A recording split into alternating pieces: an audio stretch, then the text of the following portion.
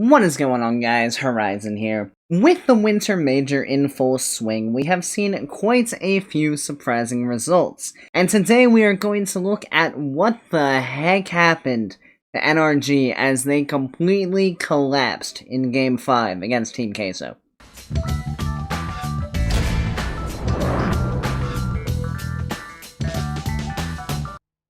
Before we hop into it, if you guys do enjoy pro replay analysis, make sure you give the video a like and hit that subscribe button, as we got plenty more of these coming down the line as the major rolls forward. And as an additional note, I just want to point out that I am very obviously not as good as these guys, so at no point during this am I saying that I could do any of these things better, because I absolutely could not. It's just nice to look at some high-level gameplay to see what mistakes they make, so you can apply that knowledge into your own games as well. Now, if you guys weren't able to catch this series, it was for sure an entertaining one. Queso hopped out to the early lead before NRG took the series lead 2-1, and then Queso ended up taking games 4 and 5. And Game 5 was certainly not what NRG was looking for, but we're gonna go ahead and hop on into the perspective of Mr. Squishy Muffins and see what they got up to in Game 5 that caused them so many problems. So off we go. Kickoff solid. Now I think one of the biggest issues we're going to see is going to come right out the gate here. And I'll describe kind of what's going on right after this initial goal goes in, as Vatira comes in and slots that home. Now let's take a look, because this goes back to right after this kickoff. So Jstn comes in here for the challenge. Squishy gets bumped. Jstn and Squishy are currently both rotating back same side. So Garrett really needs to buy them some time so they can get into a position to play this ball in the future, or he needs to play it somewhere where Squishy will be able to follow up. However, instead what he does is he pops this right into the ceiling. And what this does is takes Squishy completely out of the play, because he ain't getting to that. So he drops back down, and now if we look here, both Jstn and Squishy are again covering the exact same area of the field. And as Jstn gets bumped out here, now there is no one left to challenge Joyo as he comes down. So Squishy is now just forced to play the shot, which he does fine. He does about as much as you could ask him to do. And then unfortunately Vatira is right there and the recovery hasn't happened on the back end. We're really going to be looking at how NRG spaces themselves out on the field and gives themselves ability to cover different areas. Because if you had someone approaching the back post here, like this is an easy clear. Like if Jstn had managed to go back into net and was attacking this ball from the net, this would be much easier to deal with, but because he's kind of just sitting awkwardly in the middle of the field, there's not a whole lot that he can really do. You have Squishy just awkwardly sitting in the back here, waiting to see kind of what happens, and as soon as Jstn gets bumped out of this play, it's now up to Squishy to make sure that this initial shot doesn't go in, and then, of course, recoveries don't happen in time, and Vatira slots it. Not a big deal, though. Down 1-0, just a couple seconds into the game. Not an ideal start, but certainly one that you can recover from. We'll definitely be looking pretty deep at how NRG is rotating and how they're positioning themselves on the field. Lovely pass out there from Garrett to spring Jstn down the field. Awkward rotation back here again. We want to look once again at the positioning of the three NRG players, as they are all facing pretty much the exact same direction, and they're all covering the same thing. So no one can really react to what's going on, because they're all doing the exact same thing. They have a literal Congo line going here. Luckily, the pass comes right into Garrett, so he's able to deal with it. Squishy taking his time, taking a nice 50. No complaints there. Lovely clear from Garrett. Squishy playing patient here to see what happens. And you gotta really love the disruption that Garrett provides here, because Rise, even though he doesn't get the best touch, if Garrett's not there, Rise has an easy clear here. But the fact that Garrett's there makes Rise hesitate just enough that Squishy can come in and get this shot. So, lovely play all around there from NRG, really what you like to be seeing. And I'm sure they were hoping for more of that as this game continues. Kickoff happening. Not over-aggressing too much. Eesh. Yeah. So this is just an awkward situation all around. And that's pain. So let's take a look at kind of this whole situation, because I think it could have been avoided. So, Garrett's just respawned. He'll probably have a couple of seconds to pick up some small pads, because Squishy just took the back left. So that's fine. Rise is not boosting towards this ball, so it is very clear that he is in no way planning on booming this. He is taking this ball under control. But Squishy kind of has this moment of hesitation here where he doesn't know if he wants to go in for this challenge. Now, I would have liked to see him apply a bit more pressure here to Rise, because if he does, Rise doesn't have as much confidence in taking this ball up into the air, because Squishy's right there. But because Squishy allows this much space to Rise, Rise gets this really nice pop. And now Squishy's really freaking awkward, because he's stuck under the ball. So he has to try this reverse aerial, and he almost, in his defense, he almost does a darn good job to get up for this ball. Rise just beats him to it, so that's unfortunate. Garrett then gets up and gets dunked, and then this is just panic, because he saw, I guarantee Justin's probably telling him that he's recovering in the back of the net. So Squishy thinks, okay, I'll go for this, and the problem is that he takes this save away from Justin, because I think Justin actually would have had this, but in a moment of panic when the ball is coming screaming towards your net, not a whole lot you can really blame him for. Communication, keeping that up in those situations is definitely a difficult thing to do. So we move on, see what we get up to. Again, another weird kind of stutter step from Squishy here. So he's not acting like he's overly confident what he wants to go for. And what I mean by that is look at the way he boosts here. If you ever watch replay reviews of like lower level players, one of the things that people will normally recommend is don't waste boost, and especially don't do this whole boost to speed up and then immediately hit the brakes. Boost to speed up, immediately hit the brakes. And what we're going to see Squishy do here is that exact thing. You can see him just pulsing the boost and the brake, and it really does not allow a smooth transition into that play. And it just makes the whole thing a little awkward. It almost works out, because he does have a really nice touch over the top of the defender. It just is a little bit of an awkward approach. Way to not hesitate there. He doesn't get the touch on that play, but it's good to apply the pressure. Good pass over to Justin. Very nice. Go snag that corner boost. It's fine. Getting caught under the ball again. This is fine. Clear over to the side. No worries there. Seems to be getting caught out in a lot of situations where he's like pushing up, and then like it's almost like he's playing for the most ideal situation. Like it's like he's not betting on the fact that this could go wrong, because this is going to be a 50-50, but he has so much confidence that Garrett's going to win this that he turns upfield. And as soon as he turns upfield, now he's out of position, because he thought Garrett was going to win that 50, and he just didn't. So even though you have, like, having confidence in your teammates is a really good thing, right? You want to have that confidence. But to almost always be positioning for the most ideal outcome is not what you want to be doing. Because the thing that happens when you do that is that you really limit the options that you can cover. So currently he's out of position. Luckily Justin recovers nicely there, gets a nice pass out to Garrett. Little bit of a hiccup in the back line here between him and Garrett as he has to stop to avoid bumping him. Comes out here for the challenge, and again, not the best touch here. So currently, if we look right here, Ventira's not touching this ball again. He's boosting down. So if Squishy can get around this ball and get it down the field, that is ideal. Because if he slams this ball off the wall, Justin's recovering behind, gonna be going behind him. Garrett's behind him currently, so he is not gonna be attacking this ball immediately. So by slamming this ball off the wall, all he's doing is giving away possession back to Team Queso. Now, obviously, he can't like roll this ball up the wall because it's going to get blocked by Joyo and or Justin on accident. But that touch, giving it right to Rise in the midfield, definitely not ideal. Again, really awkward positioning. And now he's low boost. Awkward touch. And I think this is another goal. Yes, okay. So let's look at this. Go back here, because I think this stems, sorry, from this touch. He gives away possession. Rise takes control because he has all the space in the world. Squishy's on 15 boost. Garrett is getting up to challenge early, which means Rise is more than likely going to be forced high. You have Justin going to the backward to cover that option. So all is good. So Squishy, you see Justin have the clear. Now is your cue that you've used all of your boost to go get some and be ready for the next play. Because Justin's going to be following this to the corner. So you going to the corner is not going to benefit the team at all.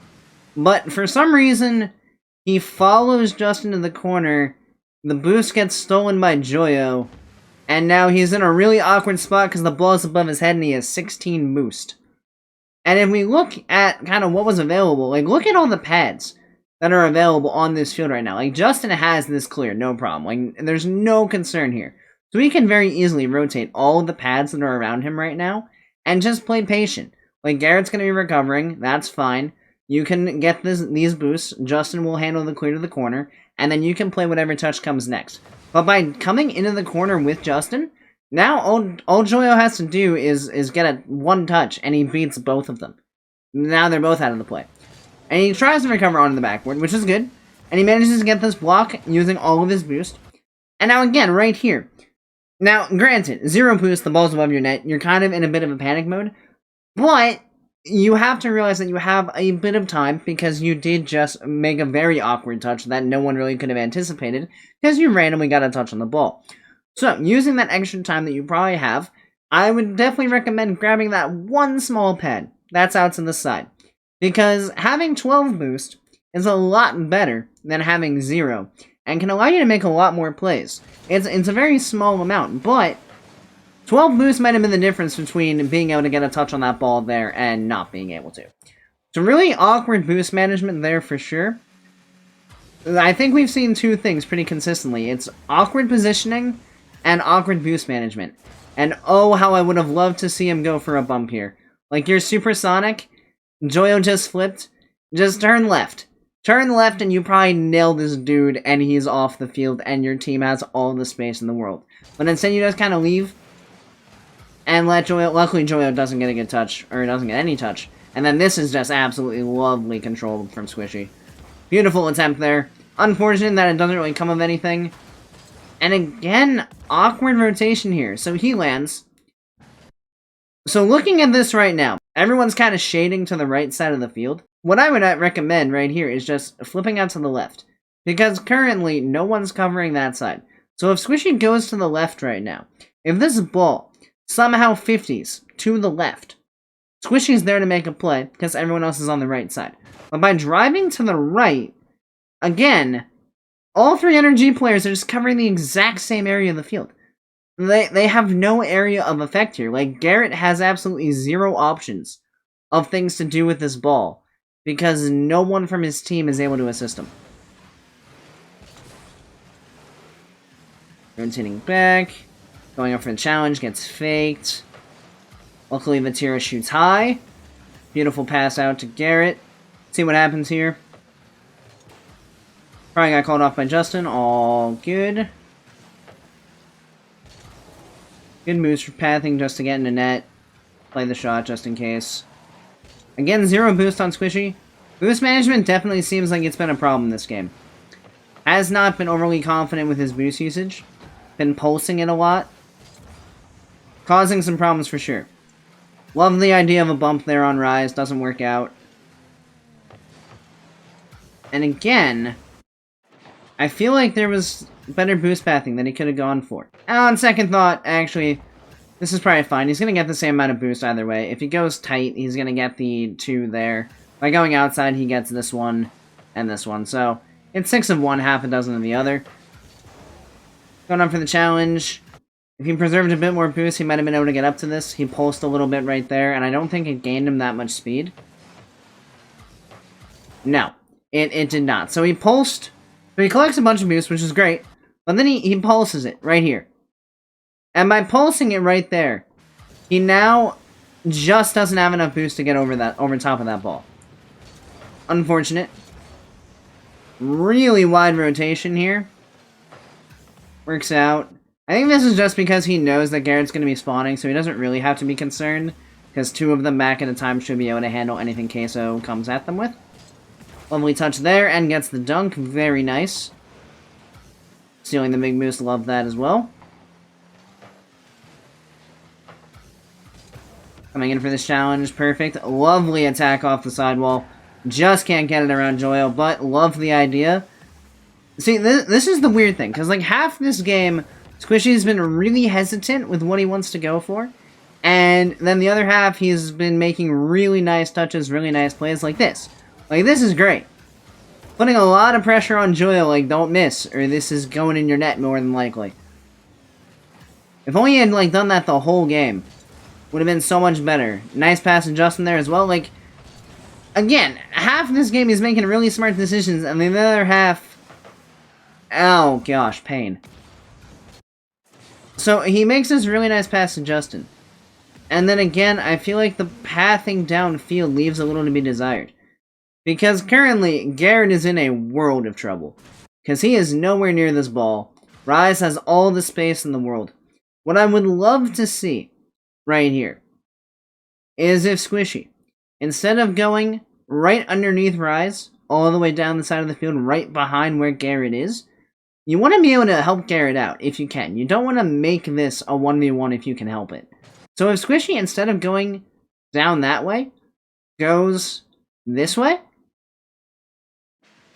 and comes here, he can very easily put in a challenge on Rise that would then allow Garrett to play the actual net.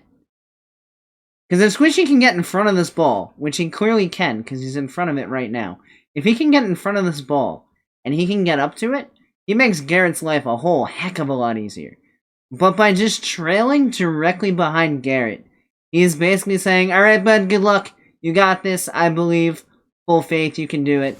And, yeah, Garrett couldn't do it. So, down 4-1, minute and 20 left. Things not looking too good.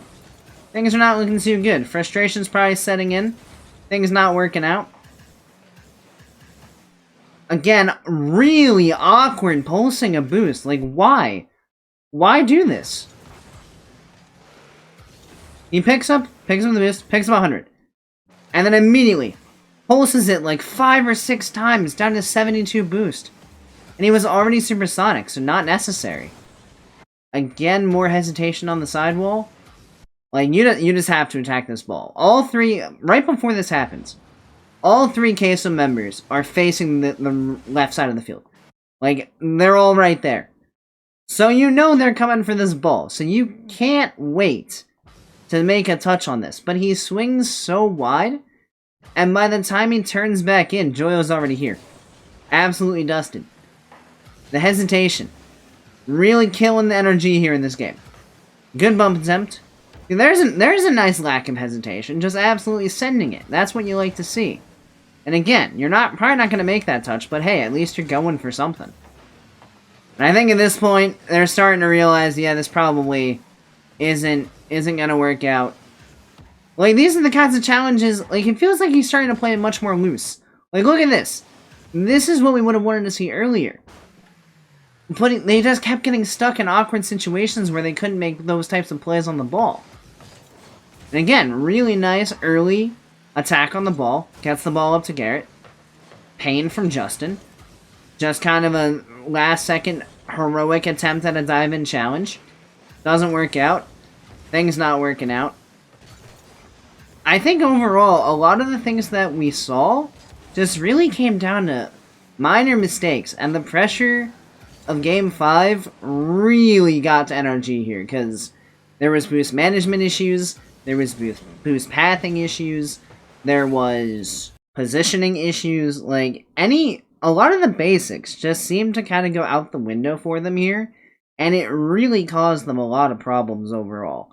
And for a team like NRG, you'd really expect that even in these Game 5 situations on LAN, that their experience would really allow them to keep the fundamentals tight, even in these high-stress situations. And of course, you know, it would really help if they didn't put themselves in these situations by playing like absolute doo-doo the first 2 days of the event. Because if you can avoid these situations, you should avoid it. And they picked things up, but it seemed like it was just too late. They have to find a way to not be such slow starters at the beginning of events. Because if they keep getting out to these slow starts, like, you can talk about regaining, and you're still one of the best teams in the world, so you can absolutely beat anyone. But now you're putting yourself in a situation where if you just have one lapse in concentration, or the fundamentals aren't 100% there all the time, you're just out, and there's nothing you can do to prevent it. So, tough way to go out for NRG for sure. Definitely not the results that they were wanting out of this event. However, I do have to say that it didn't seem like they were as there mentally as they were back in Sweden when they started their momentous comeback journey there. Because it just looked like Jstn, especially, just was not in it. Like, he wasn't expressing excitement when everything were going well, and it just looked like he was frustrated with everything. And, I mean, understandably so when things did not go their way again, and they're so used to things going their way. But they have to find a way to generate that hype and generate that excitement, regardless of the situation. It would have been really cool to see them in front of the crowd, and maybe that energy from the crowd would have helped them get more hyped in all of their situations. But I guess we will have to wait and see what happens in the Spring Major. But that will wrap it up for this replay analysis. Definitely a tough one. And there are a couple more games that I definitely want to take a look at, particularly what the frick is going on with Dignitas. Because they look so good, and then they look so bad. So I really want to take a look at one of their games from their match against EG, because I need to know what the frick happened there. So, if that's something that you're interested in seeing, make sure you go ahead and hit that subscribe button and turn on notifications, just so you don't miss that when it does drop. So thank you everybody so much for watching, as I greatly appreciate it. If you enjoyed the video, give it a like, hit that subscribe button, and turn on notifications. If you guys have any video ideas, suggestions, anything like that, any particular games that you'd like me to take a look at, let me know down in the comments below. I look forward to checking all those out. Have a great rest of your day, and I'll see you next time. See you later, guys.